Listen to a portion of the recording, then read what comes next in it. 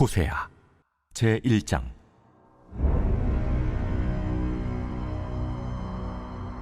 우시아와 요담과 아하스와 히스기야가 이어 유다 왕이 된 시대, 곧 요아스의 아들 여로보암이 이스라엘 왕이 된 시대에 브에리의 아들 호세아에게 임한 여호와의 말씀이라. 여호와께서 처음 호세아에게 말씀하실 때 여호와께서 호세아에게 이르시되, 너는 가서 음란한 여자를 맞이하여 음란한 자식들을 낳으라. 이 나라가 여호와를 떠나 크게 음란함이니라. 이에 그가 가서 디블라임의 딸 고멜을 맞이하였더니 고멜이 임신하여 아들을 낳음에 여호와께서 호세아에게 이르시되, 그의 이름을 이스라엘이라 하라. 조금 후에 내가 이스라엘의 피를 여호와의 집에 갚으며 이스라엘 족속의 나라를 폐할 것임이니라. 그날에 내가 이스라엘 골짜기에서 이스라엘의 활을 꺾으리라. 고멜이 또 임신하여 딸을 낳음에 여호와께서 호세아에게 이르시되, 그의 이름을 로루하마라 하라. 내가 다시는 이스라엘 족속을 궁일이 여겨서 용서하지 않을 것임이니라.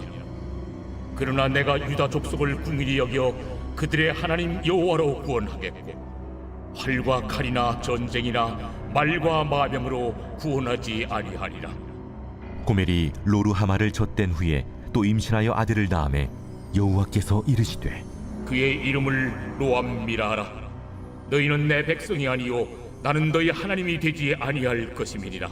그러나 이스라엘 자손의 수가 바닷가의 모래같이 되어서 헤아릴 수도 없고 셀 수도 없을 것이며, 전에 그들에게 이르기를 너희는 내 백성이 아니라 한 그곳에서 그들에게 이르기를 너희는 살아계신 하나님의 아들들이라 할 것이라. 이에 유다 자손과 이스라엘 자손이 함께 모여 한 우두머리를 세우고 그 땅에서부터 올라오리니 이스라엘의 날이 클 것이미로다. 할렐루야. 오늘부터는 호세아에 관한 말씀을 가지고 함께 은혜 나누고자 합니다. 호세아라는 이름은 구원 또는 해방이라는 뜻을 지니고 있습니다. 호세아 선지자가 활동했던 시기가 언제였길래 이들에게 구원과 해방이 필요했던 것일까요? 1장 1절에 의하면 그가 활동했던 시기는 남유다 왕들 우시아, 요담, 아하스, 히스기야와 북이스라엘의 왕인 여로보암 2세 때였는데요. 이때는 경제적으로 번영을 이루었던 시기였습니다. 이와 같은 경제적 부흥을 누릴 수 있었던 이유 중 하나는 그 당시 세계 패권을 쥐고 있었던 벤하닷 3세 치하의 수리아가 아수르 제국에 의해 힘을 잃게 된 결과라 할 수 있을 것입니다. 이로 인해 이스라엘은 많은 에너지를 전쟁이나 군사를 유지하는 쪽보다는 무역과 상업과 문화와 경제생활 분야에 전념할 수 있었으며, 특별히 수리아의 수도였던 다메섹을 얻음으로 무역로를 확보하게 되어 더 많은 물을 축적할 수 있게 되었던 것입니다. 하지만 안타깝게도 이것이 곧장 이스라엘 백성들의 타락으로 이어지게 됩니다. 하나님은 호세아 선지자를 통해 그 시대의 타락상에 대해 면밀하게 보고 계시는데요. 특별히 타락한 지도자들, 견고하지 않은 가정들, 부도덕의 범람, 가증스러운 행위들과 빈곤 등으로 함축적으로 묘사하고 있으며, 비록 백성들은 예배를 드리기는 했지만 다수의 사람들이 우상 숭배를 했고 제사장들은 사람들을 의로운 길로 인도하기를 거부했다는 것입니다. 이런 어지러운 흑암의 시대의 호세아 선지자는 이스라엘 백성들에게 하나님께로 돌이킬 것을 외치며 한 줄기 희망의 빛을, 구원의 빛을 비추고 있었던 것입니다. 특별히 호세아서는 하나님의 사랑을 필요로 하는, 즉 영원히 메말른 사람들을 향한 메시지입니다.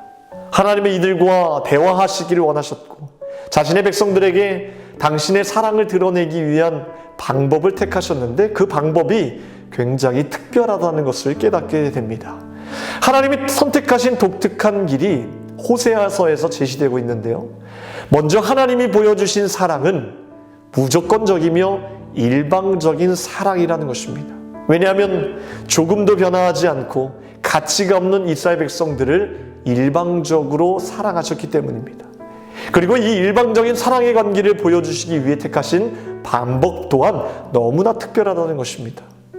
하나님께서 호세아에게 이렇게 말씀하셨습니다. 저 음란한 고멜과 결혼하라는 것이었습니다. 이것이 이상하게 들리겠지만 하나님의 의도는 이렇습니다. 고멜처럼 영적으로 타락하고 음란한 너희 이스라엘 백성들이지만 호세아, 내가 이 여인과 언약을 맺은 것처럼 나 여호와 하나님도 너희와 다시 영원한 사랑의 언약을 맺기를 원한다는 것이었습니다.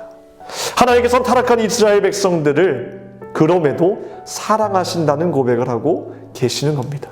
그래서 호세아는 정결하지 않은 여인과 결혼하였고 그녀와 더불어 자식들을 낳았습니다. 하나님이 흩으신다는 뜻을 가진 이스르엘과 긍휼히 여김을 받지 못하는 자를 뜻하는 로르하마, 그리고 내 백성이 아니다라는 뜻을 가진 로암미를 낳게 되었습니다.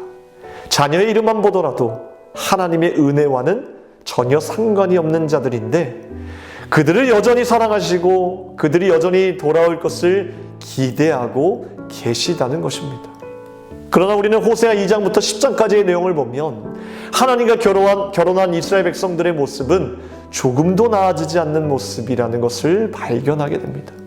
하나님은 음행으로 인해 깨진 가정의 자녀들에게 말씀하시듯 이스라엘에게 속한 개인에게 공의를 구할 것을 촉구하며 특별히 음란을 제거하라고 말씀하시는데 이 죄는 부모의 죄로 끝이 나는 것이 아니라 음행하는 어머니의 죄가 그의 자녀에게로 지속되고 있는 모습까지도 보게 된다는 것입니다. 결국 하나님은 이스라엘을 향한 징계 채찍을 드시게 되었습니다.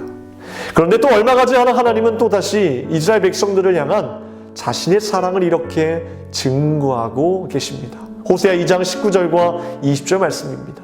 내가 내게 장가들어 영원히 살되 공의와 정의와 은총과 긍휼히 여김으로 내게 장가들며 진실함으로 내게 장가들리니 내가 여호와를 알리라.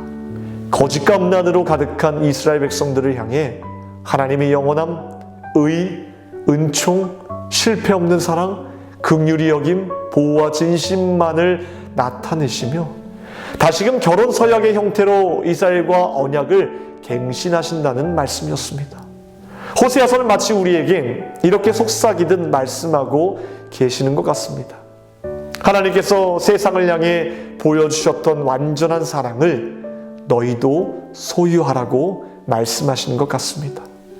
그 당시 하나님의 선지자 호세아는 죽었지만 그때부터 오늘날에 이르기까지 죽지 않고 영원히 살아서 이어지고 있는 한 가지의 것이 존재하는 것을 우리는 기억해야 합니다. 그것은 바로 하나님의 완전한 사랑입니다. 호세아는 이 사랑을 끌어안고 이 사랑 때문에 고통받으며 신음해야 했지만 그럼에도 이 사랑을 잘 지켜서 사랑하는 가족에게, 백성들에게, 그리고 다음 세대가 가야 할 길을 분명하게 제시했던 것처럼 우리도 이 사랑을 끌어안고 이 사랑 때문에 고통받고 외면당하고 세상 사람들에게 심한 모욕과 수치를 당할지라도 포기하지 않고 마땅히 가야 할 십자가의 길, 사랑의 길을 다음 세대, 우리 자녀들에게 분명하게 제시해야 된다는 것입니다.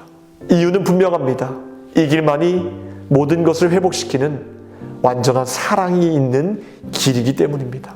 만약 우리 안에서 이런 사랑이 없고 그로 인해 하나님의 얼굴을 세상 가운데 드러내지 못한다면 더 이상 세상은 완전한 사랑이 무엇인지 모르게 될 것이며 사람들이 우리 안에서 하나님의 사랑을 볼 수 없다면 그들은 하나님의 사랑을 어떤 방식으로라도 찾을 수 없게 될 것입니다. 이것이 우리에게 가장 큰 재앙이 아니겠습니까?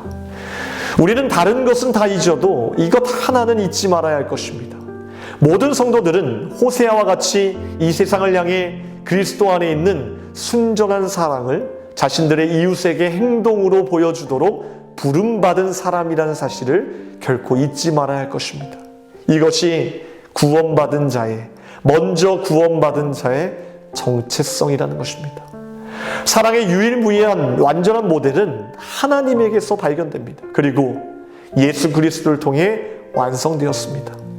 사실 예수님은 우리 안에 숨어있는 이 사랑, 완전한 사랑을 깨우시기 위해 이 땅에 오셨습니다. 우리는 그분의 사랑 안으로 초대받아 먼저는 예수님을 사랑하게 되고 이어서 하나님을 사랑하게 되었습니다. 이렇듯 사랑에도 움직임이 있고 또 앞으로 가야 할 길이 있습니다. 방금 말씀드린 것처럼 사랑의 첫 번째 움직임이 그가 먼저 우리를 사랑하셨다였다면 두 번째 사랑의 움직임은 우리도 그분을 사랑하게 된다입니다. 그리고 그 사랑은 곧 세 번째 움직임으로 이어지는데 곧 하나님을 사랑하는 다른 이들을 사랑하게 된다는 것입니다.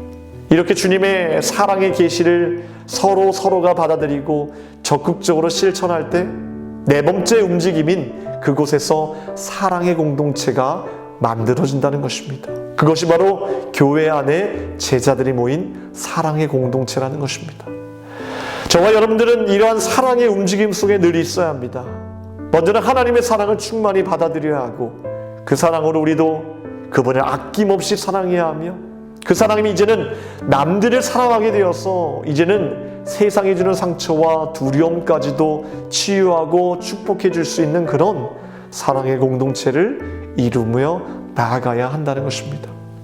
따라서 우리가 소유해야 될 사랑의 모습은 단순히 나라는 샘물에서 꺼내 마시는 인간적인 형태의 사랑이 아니라 하나님이라는 영원히 마르지 않는 샘물 가운데서 얻을 수 있는 그리스도의 온전한 사랑의 생수를 매일 꺼내어서 마시는 자가 되어야 할 것입니다. 기도하겠습니다. 오늘 화요일 새벽에 함께 기도할 기도 제목은 코로나의 종식을 위해 기도하겠습니다. 특별히 예배와 일상이 회복되게 하시고 코로나로부터 성도들의 건강과 믿음을 지켜달라고 기도하겠습니다. 기도하시겠습니다. 하나님 감사합니다.